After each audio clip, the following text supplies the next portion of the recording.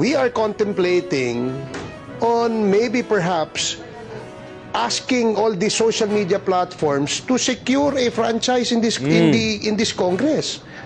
Because Patay. we want to Yari. make sure that it's not just the platforms who make money, but also the Philippine government. That's one. Number two, Westman, I heard about your interview calling me Gago and Mangmang. Why would I even defend you if you're calling me Gago?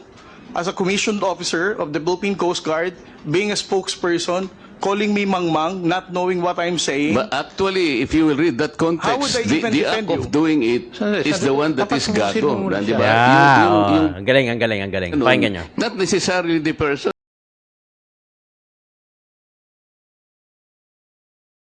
Tunay na balita, walang kinakampiyan, sumasalamin sa katotohanan lamang.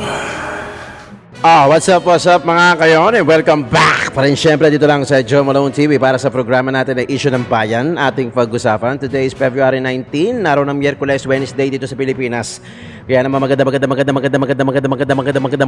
umaga, hapon o gabi po sa inyong lahat. Unang-una nagpapasalamat ang inyong lingkod Joe Malone TV para sa mga patuloy na tumatangkilik, nanonood, nakikinig at gustong bosesan yung mga issue ng bayan na kailangan naman natin pag-usapan. Maraming salamat po sa inyo. Attendance check po muna tayo dyan. Kung nanonood ka, kung saan man yung area mo, as in today, paki-comment dyan sa baba. If you're watching from Sweden, Illinois, Chicago, New York, UAE, Japan, Hong Kong o sa Pilipinas, Marinduque, Tarlac, Bulacan, Pampanga, Pangasinan, Maynila, Cavite, etc. Paki-comment dyan sa baba. Yan, sa ganon, magkaroon tayo ng attendance. Attendance check yan, attendance check.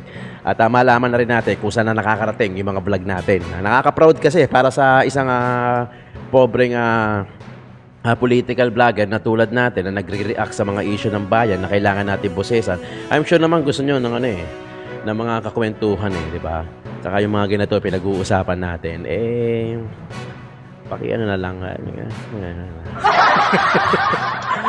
Kung bago ka naman sa channel natin, kasing kakapasok mo lang, nakita mo lang, o kaya matagal ka na nanonood sa akin, paki-check, paki-double check kung nakasubscribe ka na. Kung hindi naman, subscribe ka na. Yung mga bagong pasok, subscribe. Tapos yung katabi niyan, merong bell icon, paki-click yon. Tapos piliin mo yung all para updated ka sa mga videos na ina-upload natin araw-araw. Dahil araw-araw tayong nag-uusap, nagkukwentuhan patungkol sa issue ng bayan na kailangan nating bosesan. Nakus ko. Okay ito na. Tricom ulit. Kasi ito yung issue So, Tricom. So, nagigets ko naman yung gusto nila Kaso minsan talaga, gaya na sinabi ni Alice Soto, may mga talagang iilan talaga na sumusobra. Alam mo yun, yung okay naman Okay naman, di ba? Kung talagang against sila doon sa mga fake news na spreader, habulin nila, demanda nila, di ba? Madali naman yan. Kayang-kaya ng NBI yan kasi URL lang naman yan. O sige, mahirap na. Pero syempre, kayang trabahuhin, ibig sabihin. Di ba? Okay naman We have all the freedom to speech. Di ba? Gaya nito, yung ginagawa natin, reaction, opinion, di ba? Hindi naman ako nagmumura, hindi naman din ako nagpapakalat ng fake news. Usually nga, patanong di ba? Pero inaalam ko kung yung pinanggagalingan ng i-report natin sa inyo, kung fake news o hindi. Kasi meron namang mga reliable na dekalidad na mga na pwede natin pagkunan. Na sa ganun, pagka kinuwento natin sa inyo, binigay natin ng reaction, hindi naman peke yung origin natin o yung pinanggalingan, di ba? Simple, logic. Huwag natin lahatin. Kasi parang ang nangyayari sa Tricom kasi i-generalize di ba? I-generalize. Kung talagang ayoko din ng fake news. Siyempre, nobody wants fake news spreader. Diba? Logic, common knowledge yan Common knowledge yan. Siyempre, ayaw natin ng fake news. Kasi baka mamaya, yun yung maikwento natin, yun yung natutunan natin. Kunyari, meron palang bigayan ng akap dito. Fake news pala. Wala naman pala. O di sayang yung effort. Diba? We don't recognize, we don't want fake news spreader din as for myself. Siyempre, I hope kayo din, di ba? Pero wag na sana natin i-generalize, di ba? Ang sarap na tahimik na ng social media, di ba? Pwede namang habulin yung mga spreader ng fake news Pwedeng habulin niya kung tutusin, kung tatrabahuhin. Pwede yan, Diyos ko. Si Alice Guo nga, nakita niyo pa di ba? Layo-layo na, nakita niyo pa, di ba? Wala pang social media yon. Partida, hindi siya nag-cellphone, hindi siya gumamit, hindi siya nag-post, hindi siya na-track, hindi siya nakakita niyong How much more yung mga fake news spreader na gumagamit ng internet na may kanya-kanyang URL o IP address. Nagigigil ako, di ba? Eto na, ayon sa title natin, ito yung kay Barbers, kay Congressman Barbers, kung saan sabi niya, perhaps, pinag-iisipan nila na kung pwedeng gawan o bigyan ng prangkisa yung mga social media content creator at sa Kongreso at sa Pilipinas. Kasi nga, kumbaga, bibili kami ng prangkisa sa Kongreso, sa Pilipinas, nang sa ganon, may regulation. O, yan na. May lahat na. May lahat na tayo. Di ba? Hindi, to tell you honestly, ito ang aking main source of income. Hindi naman ako fake news spreader. Di ba? Ayos naman yung sinabi. Panoorin na natin to. Panoorin na natin to kasi medyo mahaba-haba nito. After nung kay Congressman Barbers, yung kay Congressman Dante Marcoleta, kung saan nakasagutan niya. Actually, yung sa Coast Guard, yung sinabihan siya ng traitor, si Congressman Dante Marcoleta, pero hindi naman sinasabi ni Coast Guard na hindi naman niya, yung words hindi naman nanggaling sa kanya. So, galing sa mga spreader ng fake news. So, ang sinasabi lang ni Congressman Dante Marcoleta, kung hindi galing sa'yo, bakit hindi ka nag-act o hindi mo man lang kinrek na hindi galing sa'yo? So, hindi na sana lumala yung sitwasyon. So, medyo nagkasagutan sila dyan. Panoorin natin. Issue ng bayan natin pag-usapan. Isang like and share naman dyan mga kayon at subscribe na rin sa ating channel. Revenues do these vloggers make?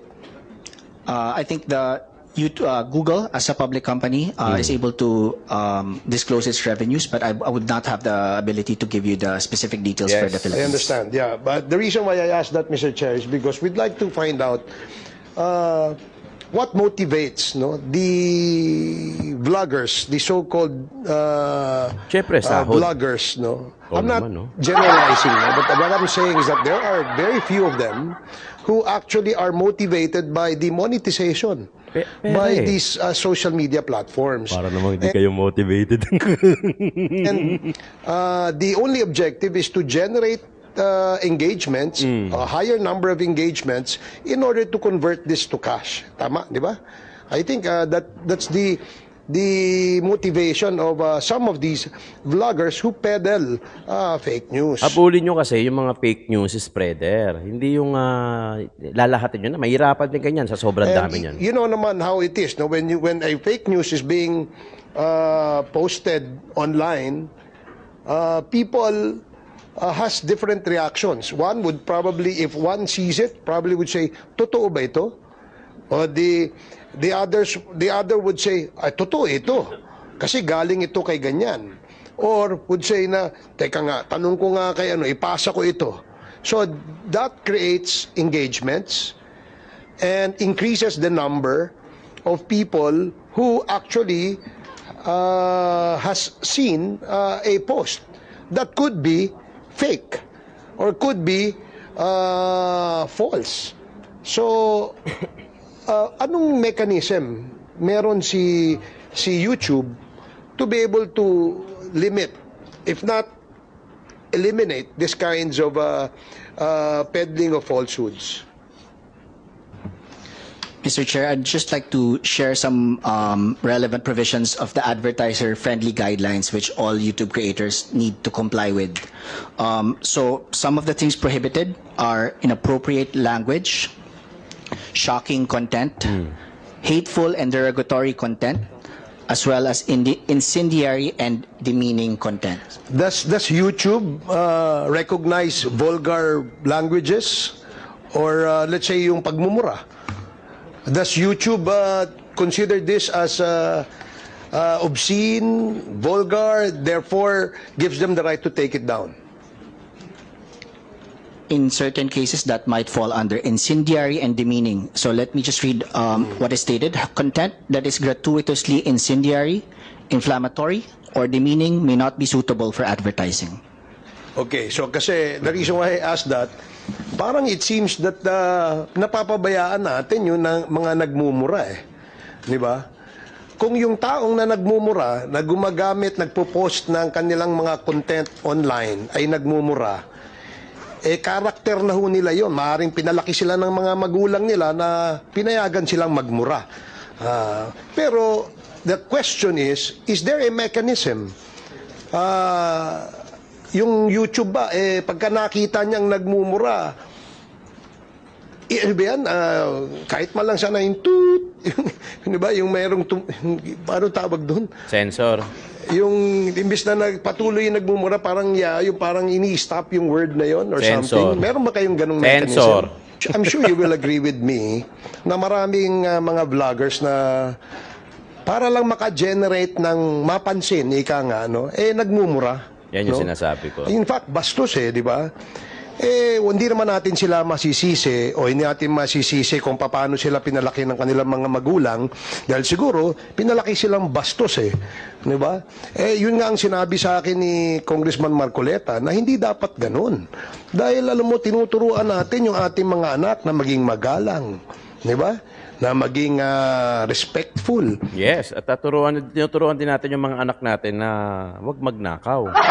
Diba? Lalong-lalo na sa kaban ng bayan. Hindi yung bulgar na bastos. Hindi, ako sa totoo lang ako di man ako nagmumura. Pero, I mean, hindi ako nagmumura sa vlog. Pero minsan, syempre, nakakapagbitaw tayo ng, lahat naman yan di ba? Lahat naman yan. Pero hindi naman directly sa tao. Kunyari, hindi ko naman sinasabing, PI ka, di ba? Hindi ko naman sinasabi gano'n. Usually, yung sitwasyon lang yung buhay to, PI na buhay to, anak ng buhay to, di ba? Ganon. Minsan, you don't intend to murahin yung tao, but the situation, yun yung namumura mo. Pero kasi, aminin man natin, there are some vloggers na talagang nagmumura. Kasi ang kala nila, cool yung nagmumura, no? Cool, hindi ko kinakampihan to, Hindi ko kinakampihan to. Hindi ko kinakampihan yan. Yung statement na minsan talaga, pero, di ba, baka mamaya sabihin na naman nila, si Duterte nagmumura. Pero at least, di ba, nagugustuhan natin. Kabisado natin yung tao at mahal ng tao si Duterte. Baka mamaya mapunta kay Duterte, baka si Duterte nagmumura di ba? Pero, oo, may mga nagmumura. May mga nagmumura vloggers kasi akala nila cool, nakaka-attract ng audiences, nakaka-attract ng mga, yun nga, ng mga audiences. Tapos, syempre, matutuwa sa kanya. Oh, grabe, parang totoo to, di ba, di ba? Pero ako hindi ko ginagawa yung gano'n. Kung magmumura man ako, usually, yung sitwasyon, not the person. Yan. Yung sitwasyon, not the person. Pero hindi ibig sabihin nun, doon lang titignan natin, Congressman Balbers. Hindi lang yun ang tinitignan. Siyempre, yung hindi lang karakter sa pagmumura ang tinitignan. Siyempre, baka mamaya, hindi nga nagmumura, pero magnanakaw na. Ninanakaw pa yung kaban ng bayan, di ba? Doon na ako sa nagmumura, na hindi magnanakaw kaysa sa tahimik, tapos nagnanakaw naman, di ba? Baling batikusin ka, huwag ka lang magmumura. Kasi subukan mong sabihin sa akin harapan yung ganun. Anong pakiramdam mo? Di ba? Pero kung online, kung magmura, akala mo ang tapang. Di ba? Kaya nga sabi ni Congressman Marcoleta sa akin, hindi dapat pinapayagan yung mga ganun. Because we have laws. Lalo na kung defamatory. Tapos may kasama pang mura. Bakit hindi kayo magmura harapan, di ba? Pumunta kayo rito, hanapin nyo kami, magmura kayo, something like that.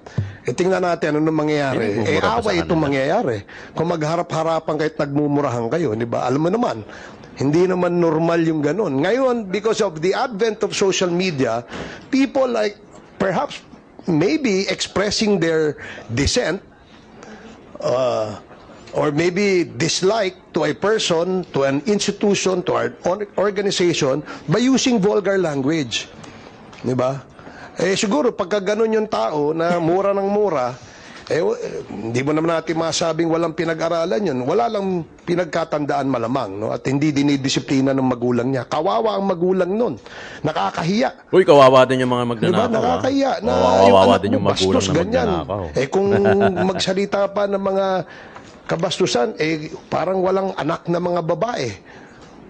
And that is the reason why I asked that if ever there are mechanisms in that social platform that can control that. If not, that's fine. That's okay. Yeah.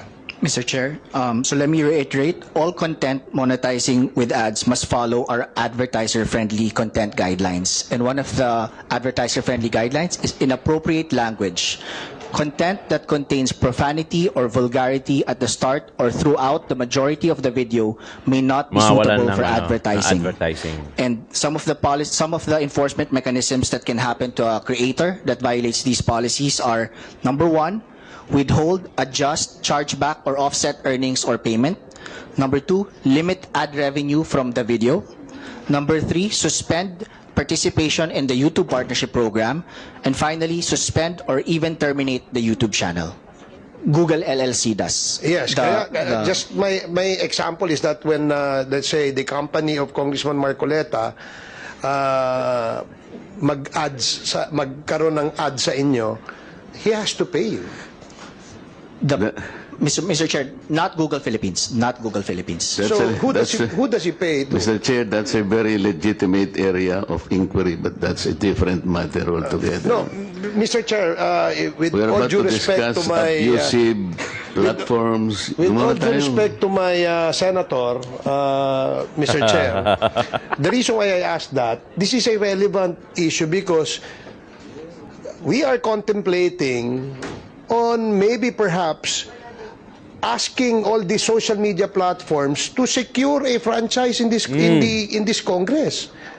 Because Patay. we want to Yari. make sure that it's not just the platforms who make money, but also the Philippine government. That's one. Number two, if you are under the franchise of this government, then you will toe the line. Sorry, I do not mean toe the line. Meaning, you will be subject to the regulations and then the rules that will be imposed under this law.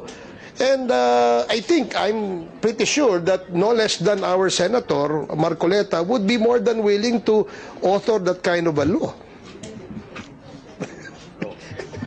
Sinabi ko ba na katang-isip ang West Philippine Sea? Ito na yung sagutan nila.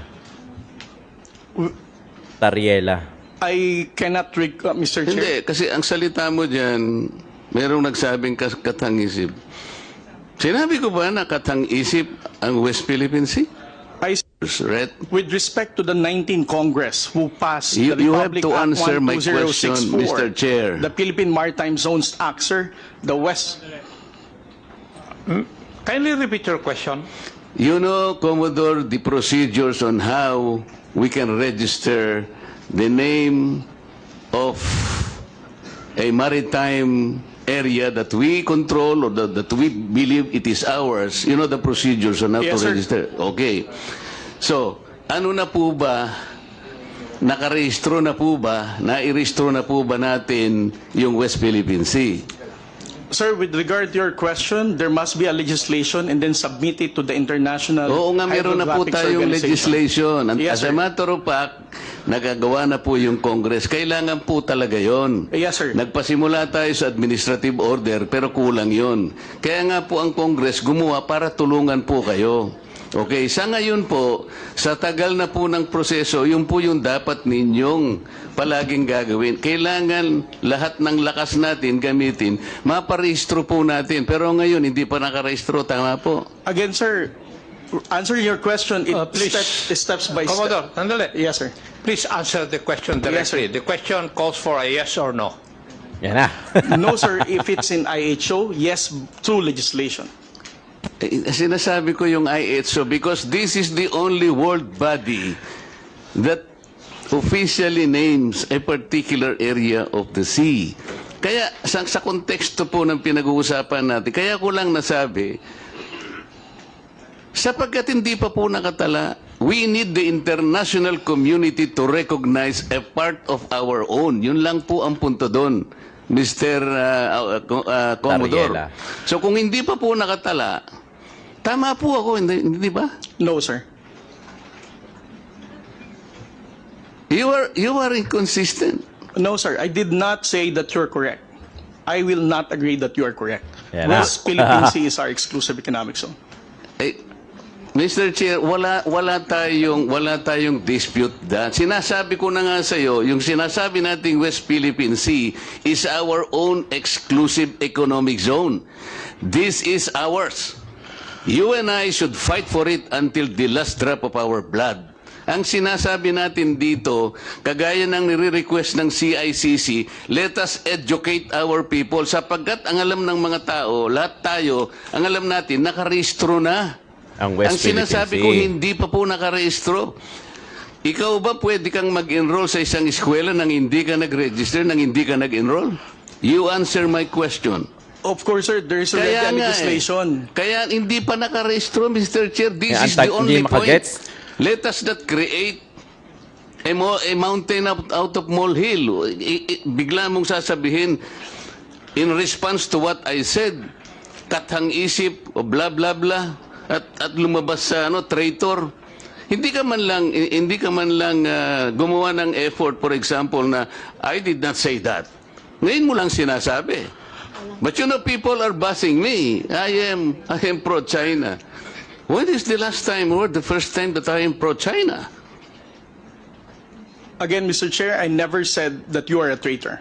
That is clearly posted on my Twitter Pero account. hindi ka po nagbigay ng paliwanag na sinabi mo sana doon sa social media din. Bakit nyo ina-ascribe sa akin na sinabi ko na traitor si Kong Marcoleta? I did not say that. It is only now that you are explaining Yes. na wala kang sinabi. Nabash kasi etong si Congressman Rodante Marcoleta. Sinabihan pa nga na pro-China. Kasi nga dahil dun sa traitor na sinasabi, di umano, allegedly, na nanggaling kay Tariela.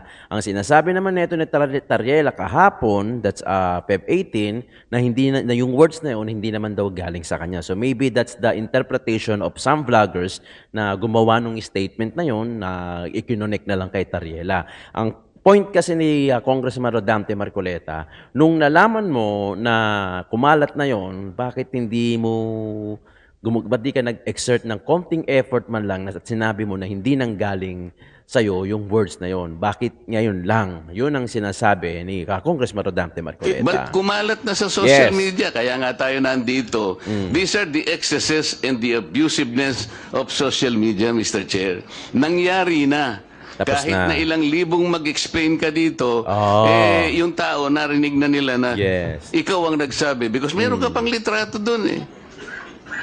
Mr. It- Chair, No. nobody has ever asked me whether you are a traitor. This was only the first time that I was asked whether you are a traitor or not. Hindi You pa rin are niya not- nagigets. Hindi pa rin niya nagigets. You are not even aware na sa social media sumabog yun? Nandun yung litrato mo and they claim that I am a traitor. Ngayon ka lang nagpapaliwanag na Kasi I alam, am not a nandiyan traitor. na Pero kayo. nangyari na yun. Mr. Chair, I don't think that I'm under in any obligation to respond to all those social Oh, media Mr. posts Chair, by vloggers, now social he's- media influencers to tell them that Mr. they are Chair, wrong. Siya muna. sabi niya wala siyang obligation. Sandali. Finish your statement. Yes, sir. Mr. Chair, Honorable Marcoleta, sir, I think I'm no under obligation to tell all the social media influencers, to bloggers, defend your name, tell them that you are not a traitor. Again, I did not mention that you are a traitor. It's not, those words did not come from me. Why would I go to the extent of defending you and you are running for Senate? I might as well be interpreted as running for, supporting somebody for public office. Mr. Chair, clarifying something that is wrong is Have not the floor, political. please. Thank you, sir. Yes. Commodore, tinatanong lang ni Honorable Marco Reds that merong lumabas kang statement. Siguro, binigyan ng interpretation ng ibang Yes. bloggers at nasabi na traitor Traitor. si Honorable Marcoleta. Ang tinatanong niya is, unang-una, alam mo ba ito na gano'n na nangyari? Would you know? No, sir, because when it became a social media popular post, I was not here in the country. I was actually in the official business outside. So when did you come to know about this? Ngayon lang daw. I only came to know about it when Congressman Marcoleta called me Gago and Mangmang in one of his interviews. So when was that? During his interview last February 10, huwag tayong magpagago at magpaka-ignorante katulad ng Commodore na yan. So At that point in time, ang tinatanong kanina ni Honorable Marcoleta na merong misinterpretation doon sa iyong statement sa social media. Yes, sir. And you did not bother na i-correct man lang yun. Yun. Yun ang dinadrive ni Yun. Honorable Marcoleta kanina pa. Yes, sir. So please answer that question. Yon. You did not do anything. I did not do anything, sir. Yon. Why? Why did you not do anything? It's because, sir, if I'm going to keep on defending because one, No, as no, I no. said, yeah, You are not supposed Yes. to defend me. Yes, sir. Because if as I it is said- true, Mr. Chair, that he did not call me traitor, but it continues to be there Circulating and around to be the social consumed by the public through the social media. I think it is his responsibility to Yes. deny it if it did not come from him. That is all I was asking. And I think this is not too big for him to do. Yun lamang eh. Yeah, but he admitted that he did not do anything. Yun na nga, that's why I'm asking why is it not important to you to correct something that did not originate from you? it's because, Mr. Chair, the only time I learned about that was when I heard about your interview calling me Gago and Mangmang. Why would I even defend you if you're calling me Gago? As a commissioned officer of the Philippine Coast Guard, being a spokesperson, calling me Mangmang, not knowing what I'm saying. But actually, if you will read that How would context, I even the defend act of you? doing it Sandali, is the one that dapat is tapusin mo gago. muna Di siya. ba? Yeah. Yung Ang galing, ang galing, ang galing. ano, Pakinggan nyo. not necessarily the person eh. Yes. Eh, sabi ko nga Condemn the act, not the person. sa'yo, kung kinorek mo man lamang yun, because it continue to be there in the social media, Mr. Chair, yun ang nakakasama sapagkat people, mamamatay siya because from you. Yon, ang galing, di ba? Ang galing ng paliwanag ni Congressman Rodante Marcoleta. Di ba na sinasabi niya na kung nagbigay ka lang sana na exert, na konting effort na sinabi mo na hindi galing sa iyo yung mga salita na yun, siguro that moment in time, mamamatay ka agad din yung issue. So, nag-circulating na and it affects kasi doon sa kandidatura ni Congressman Rodante Marcoleta dahil people are saying na pro-China ka, ganyan-ganyan, binabash ka, di ba? So, yun ang kinakasama ni Congressman Rodante Marcoleta. Ano lang naman yun, sagutan lang naman. Pero latest niyan, may napanood akong video, hindi ko lang naisama dito sa TikTok ata, na nagkamay yung dalawa. Siguro may suspension, sa 1-minute suspension siguro. Nakipagkamay si Congressman Rodante Marcoleta doon kay Tariela. So parang nagkakamay tapos nagpapaliwan. Walang audio pero nagsasalita sila, nag-uusap. Siguro sinesettle nila yung okay na gano'n. Medyo nagkasagutan lang pero hindi naman siguro malalim. Kumbaga misunderstanding din sa social media. Kasi talagang ang daming ang social media kasi pwede kang pasamain. Pwede kang gawin mabuti. Alam niyo, di ba? Sa sa politika lang, di ba? Yung masasama, nagiging mabuti. Yung mga mabubuti, nagiging masama. So, pwede yun. And it happens, di ba? It happens. Depende yan. Parang parang movie yan. May director, ako director. Ganito gagawin natin, ha? Kailangan magmukha kang magaling. Kailangan magmukha kang mabait. Dumukot ka ng pera. Mabigay ka ng pera. Di ba? Nagagamit lahat yan. Kumbaga sa social media, hindi lahat looks can be deceiving. Hindi lahat na nakikita mo ay tama. Hindi lahat na nakikita mo ay totoo. Hindi lahat na nakikita mo ay makakabuti sa viewer na nanonood. So, ganun kalupit ang social media. Kaya nga kung ako tatanungin, okay din naman yung may social media kasi kung paano ka tayo makakonect sa minamahal natin sa buhay abroad, no? Unlike before na telepono lang o telegram lang, 'di ba? So in that part, okay yung social media. Pero talagang pagka naabuso mo yung paggamit ng social media, it will ruin someone's life or even your life. Ganon kalupit ang social media. Kaya dapat gamitin ng tama. Di ba? Gamitin ng nasa tama. I-educate as much as possible. Mga kayon, lagi nyo tatandaan to. Manood kayo doon sa mga political vlogger, sa mga social media influencer na something na meron kayong makukuha from them. Hindi lang yung pagpapatawa, that's okay. Kasi kung malungkot ka, nanonood ka rito sa isang komedyante na to, napatawa ka, imbis na ma-stress ka, na-save mo yung moment na yon, hindi ka na-stress. And that's okay, and that's good. 'Di ba? positive yon kumbaga. Sa mga informative content naman, just like us, sana ang panoorin nyo, alam nyo naman yan alam nyo naman how to check reliable content creators. Diba? How to check valid content creator na napapanoodan nyo. Sana doon sa part na yon. Pagka alam nyo wala ng kwenta yung sinasabi, even sa akin, applicable yan. Kung sa tingin nyo wala ng kwenta yung pinagsasabi-sabi ko, wag na kayo manood sa akin. Diba? Ganun kasimple. Ayokong, di ba? Pero as much as possible, siyempre, I guarantee na yung kinokontent natin, somehow, meron kayong makukuha. No? Hindi lang basta salita lang tayo ng salita dito, bla bla bla bla bla bla, tapos wala kayong nakukuha. Gusto ko, you will have something from me na hindi nyo nakukuha sa iba o kahit papano maiintindihan nyo. Dahil ang inyong lingkod naman, kahit papano naman, pinag-aaralan din naman natin na itong sinasabi natin dito sa inyo. At inaaral ko din, di ba? Inaaral ko din in a way na maiintindihan nyo, in a way na hindi rin tayo makakaapak ng ibang tao, di ba? Pero syempre, ito yung mga issue issue ng mga bayan na kailangan natin pag-usapan, kailangan natin kailangan nating himahimayin nang sa ganun, mas maintindihan natin yung mga blankong pag-iisip natin, maintindihan natin, ganito pala. Kasi awareness lang naman to lahat di ba? Tayo bilang observer, nakiki-observe lang naman tayo kung ano yung nangyayari sa politika. True sa mga napapanood natin. Napanood tayo rito sa mainstream media, nanood tayo sa ibang political blogger. So nagagather natin yung information natin, nagiging aware tayo. So na-educate tayo. So I will suggest mga kayo na please, manood lang kayo doon sa mga dekalidad na reliable na mga content creators. Kung nanonood kayo sa akin, maraming salamat. At alam nyo naman yan, laging kayo ang una kong pinapasalamatan. Maraming salamat mga kayon. Issue ng Bayan, ating pag-usapan. Joe Malone TV.